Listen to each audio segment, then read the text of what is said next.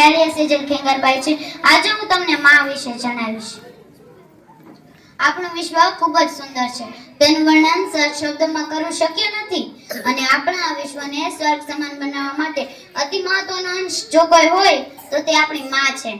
માતાના ખોળામાં જ સમગ્ર સ્વર્ગનું સુખ સમાયેલું છે। દુનિયાનું સંતુલન જાળવી રાખવા માટે ઈશ્વરની જરૂર પડે છે।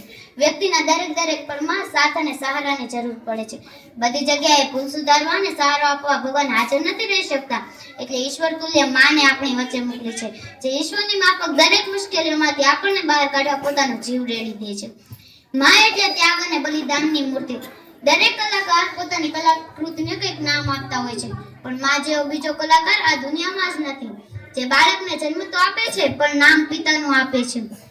માં ભલે ભણેલી ગણેલી હોય કે ના હોય, પણ આ સંસારનું દુર્લભ અને મહત્વપૂર્ણ જ્ઞાન આપણને બધાને માં પાસેથી જ મળે છે।